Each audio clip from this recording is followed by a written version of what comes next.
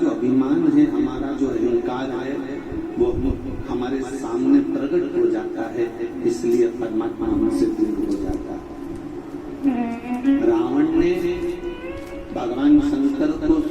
सोना, चांदी, हीरा, पन्ना, अंबर, पीतांबर जो बन सकता था, रावण ने भगवान को सब कुछ दिया।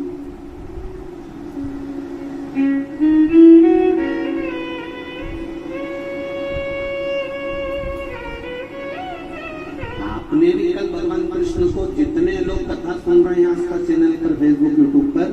जितने लोग परली वेदनाथ में कथा सुन रहे हैं,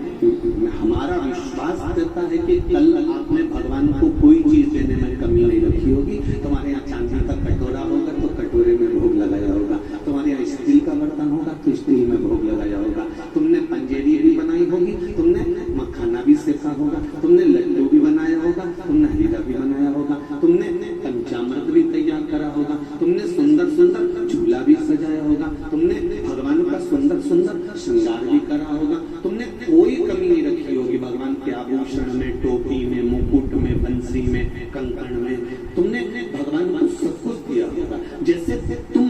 भगवान को सब कुछ दी हो, उसी तरह लंका का रावण भी भगवान को ऐसी कोई चीज नहीं थी जिसने भगवान शंकर को नहीं दी। दुनिया का व्यक्ति आता है, मंदिर जाता है, भगवान के पास जाता है, भगवान की सेवा करता है तो देता है, उसका मन होता है कि मैं ये दे दूं, मैं ये प्रदान कर दूं। पर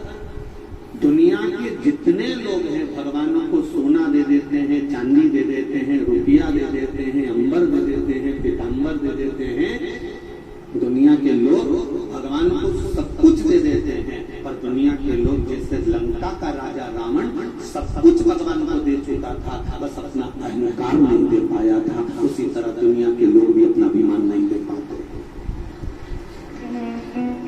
दुनिया के लोग अहंकार नहीं दे पाते। जिस दिन दुनिया के लोगों ने ये सारी वस्तु बांटी, सोना, चांदी, हीरा, पन्ना, रुपया, पैसा, अंबर, पीतांबर, लड्डू, पेड़ा, माला, घंटी, ये सब बाद में देना, भगवान को अगर सबसे पहले देना तो अहंकार नहीं। क्यों? क्योंकि ये पैसा, ये धन, ये दौलत, ये संपदा, ये वैभव तो तुमको यहीं से मिला है, प्राप्त हुआ है, और ये दूसरे से मिला है। पैसा भी आया फिर तुम्हारा तो था नहीं, माता के गर्भ से जब निकले थे कौन सा 2-4 पर्स भर के मान लेके आए थे,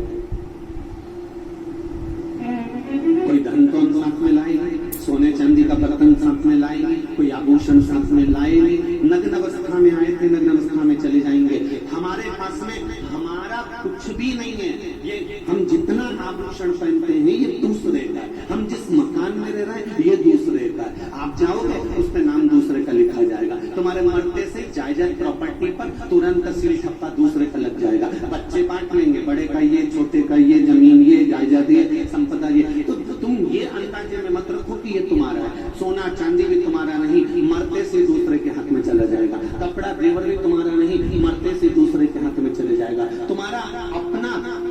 अन्न भी नहीं है, तुम्हारा अपना कोई वैभव भी नहीं है, तुम्हारा अपना तो केवल एक है जो बात बात में तुम्हारे भीतर अहंकार प्रकट हो जाता है। बस ये अहंकार को तुमने जन्म दिया है, इसलिए भगवान कहते हैं कि तेरा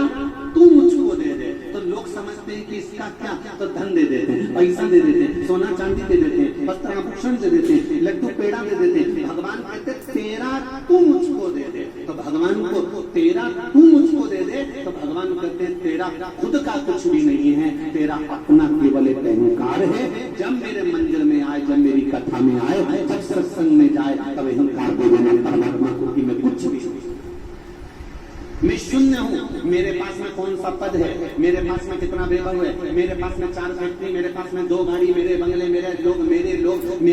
मेरी सुनते हैं, मेरी मानते हैं, मैं कह दूं तो ऐसा हो जाए, मैं कह दूं तो वैसा हो जाए, जिसके लिए मैं बोल दूं एक फोन लगाऊंगा और काम हो जाए। ये तुम्हारा भीतर का जो अहंकार है, तुम्हारे भीतर का जो अभिमान है, तुम्हारे भीतर की जो विमत्ता है, भगवान कह रहे हैं मंदिर में आने से पहले, सत्संग में आने से पहले, कथा में आने से पहले, भजन में जाने से पहले तुम अपना अहंकार भगवान को दे दीजिए। जब तुम अपना अहंकार मुझे दे दोगे तो फिर तुम्हारे भीतर कुछ भी नहीं रहेगा, फिर तुम मेरा हो गया, मैं तेरा हो गया। जरा जनाबाई की कथा कल अपन ने सुनी थी, जनाबाई क्या रखी अपने पास में, कुछ भी नहीं,